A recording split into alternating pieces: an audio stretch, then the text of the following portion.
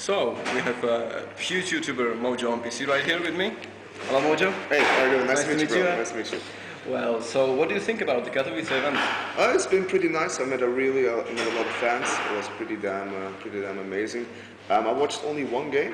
That was 2 days ago. It was Virtus Pro against Fnatic.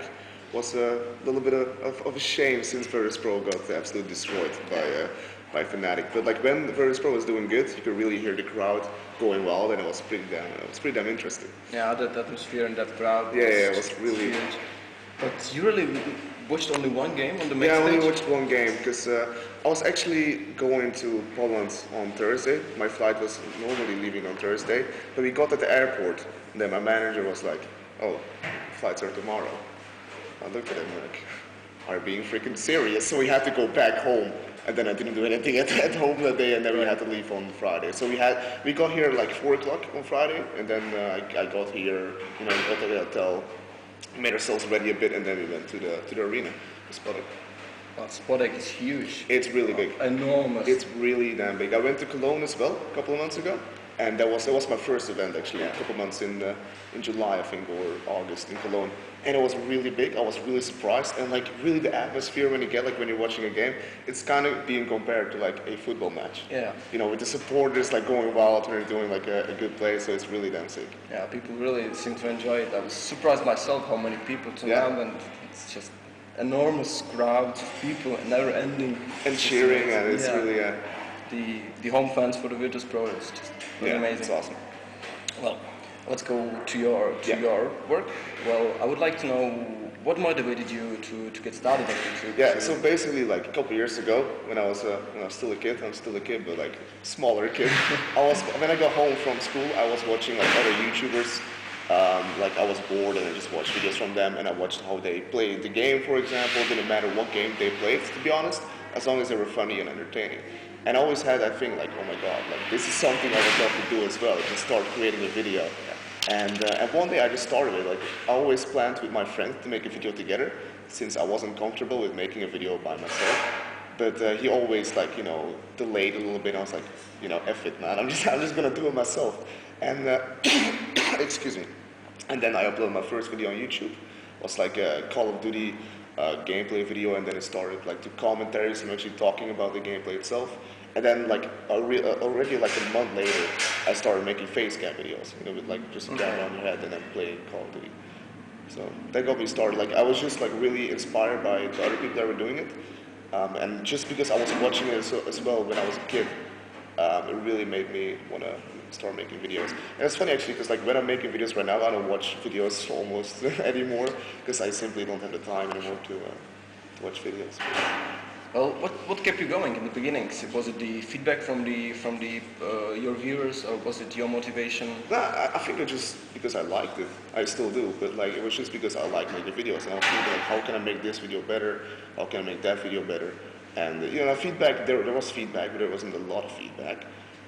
Like usually there were like some of my friends, they say, okay, good video, 30 likes on a video, like 1 dislike, and I cry about the dislike. But yeah, I think the motivation was just because I really enjoyed, making the videos, just spitting out or something. And yeah. That's really nice. Well, when did you transfer from Call of Duty to Counter-Strike?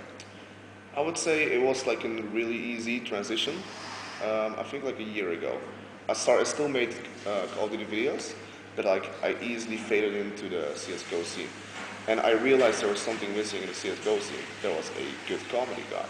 You have like people that make tutorials, you have people... Warall, Trilix, for example. I'm really close mates with Trilix. You have people that make frag movies, today, for example.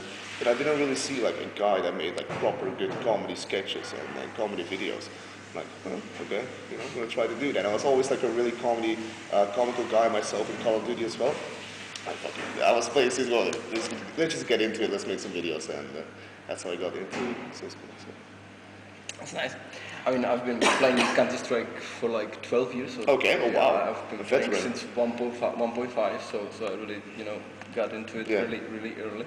So I would like to know if you planning on continuing in Counter-Strike scene, or are you going to develop in some other areas? Yeah, like definitely for the next couple of years, I'm gonna try to keep making Counter-Strike videos if I still enjoy making them. Sure. But I got the planning, like, because you have a lot of channels that start booming a lot in the beginning. They grow really fast, but like, what if CS:GO dies? You're sitting there with like a game nobody watches. And I think that's a problem, and some people don't realize with it. But like, I'm making my channel, MojoOnPC. It's not like Mojo CS:GO. I'm making a channel about, CS:GO related videos, CS:GO comedy, but also like Q&As, and like what I did yesterday with Kevin the Try Not to Laugh challenge, and just like videos about me and my personality. So I can go to other games as well in a couple of years when, for example, CS:GO dies out, because YouTube is something I really do enjoy, and I don't see myself studying at university because like I'm not going to be able to handle that at all. But yeah, I'm going to make sure that I'm going to keep on doing YouTube when I'm like 25 or something. It actually happened to CS 1.6, and at the time it was like most popular game, and then it slowly died down, and the following wasn't that big. But the CS:GO, exploded literally. CS:GO, especially with the skins as well. Yeah, that really made a lot of difference. I mean, yeah, they bring in a lot of new users, and it's a currency as well. Like you can pay in skins. Remember that you were doing some videos with Mentrus, with Paula, and you were doing some challenges who will receive more the income. The case is 1v1. Yeah, for example, and you unboxed a knife. Well, it's pretty crazy. It was the first knife I unboxed. So it was just by the way. I just remembered. So when you consider the Counter-Strike global offensive scene, which teams are the closest to your heart? I'd say Virtus Pro as well, since I'm half Polish. My mom is from Poland. I didn't know that. Yeah, well, I do. And also FaZe, because recently FaZe picked me up as a content creator. For a guy who's making videos for FaZe. Yeah, and like the thing is, like, I've been watching FaZe as well when I was uploading Call of Duty and not making videos. Actually, I was one of the, FaZe were one of the people that I was watching when I was younger. So if FaZe plays, obviously I'm gonna support them. I really like Michael Lowe as well, and all the AZ and Fox and other players. So FaZe, Virtus Pro, I would say those are my two teams to go to. So you didn't watch the finals yesterday? No. I got home. I did like a. I did a signing session, then I walked around at the event, and we prepared everything for the video for tonight. And I made a video as well with Tweeday for his channel, like the Chubby Buddy Challenge. When you put like marshmallows in your mouth, you try to put as many marshmallows in your mouth as you can. We did that with Tweeday for his channel, and then we just left for the Twitch party. Yeah. How many you managed? Sorry? How many you managed? Not a lot. I lost 3 times. We did 3 rounds. But I just needed to start laughing and all the freaking marshmallows came out of my mouth.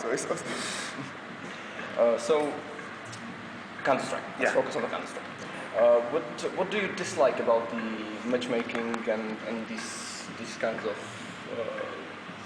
schemes? I mean, like matchmaking in particular, you mean? Yeah. Well, obviously the cheaters. There are a lot of cheaters nowadays. Valve did something to do something about it, but you can still meet cheaters, and and you can still, go to ESCA, for example, when there's like a proper anti-cheat, and you're not playing against any cheaters. But you have to pay for that. I think that's one of the huge disadvantages as well of matchmaking, and also maybe because like not everybody's using their mic. And you can play, with proper dickheads that don't use their mic and start team killing everybody. Of course you get banned, but like, if you get banned, the game is lost. Also, when you're, for example, when you're AFK and you get banned for like, even if it's a half an hour, I would like to have an option that you're able to go back into the game. Just like, I'm going AFK a lot, like, even though I'm taking fucking Snapchats, I'm going downstairs to make some food, whatever, really random stuff. And I come back and I see my screen like, 30 minutes back. And I come on Teams like, Mojo, what the hell are you doing, man? Like, fucking hell, you left us. One more thing I actually remembered that I wanted to ask you. How did you get used to the transition? That your channel kind of exploded, and the fans kept growing, and now everybody wants to shake your hands, everybody wants to talk to you and stuff. Did you found out a bit strange, or did you like You it? mean like when the channel started taking off? Yeah. When Yeah, obviously, like when you're working on like videos and it gets a lot of views, it makes you really happy, or you get like good feedback. It's really cool. I think like you don't realize it yet until you see it, you notice it in public. Like I'm starting to get realized in the public when I just go outside basically, and here at the fans, it's freaking crazy how many fans there are. But for example, it can be handy as well since one of my fans bought me wine the other day, and we shared a bottle of wine together. So it's pretty damn amazing, and you can just but like as well, people start looking at you different, but that's because when you're having success. I had people that were laughing at me since I was doing YouTube videos, and they weren't that good. I'm okay with that since I'm a guy that doesn't give a rat's ass about what other people think about me. Like I can go here and run around naked, I don't give a F. But like I'm a guy that doesn't care about that. And they were laughing at me, and now they want to be my best friend. Like, no. How about no? I just don't say anything. So yeah, you can notice it to that pretty heavily, with just people being around you. But like I got a good I got a good group of friends that supported me before I got like known, and just good friends in general. And I really got the feeling they will never change around me. Since I'm doing good on YouTube, since I'm doing that, and my family's really supporting me as well. My manager's taking care of me, taking care of getting my feet on the ground. But we're convinced that it's gonna work out. Well, nice to talk to you, Mojo. Yeah, thank you. Good luck to you in your future projects Thank you. and everything you do, because we everybody loves you, and it's just Mojo. Awesome. Thank you guys.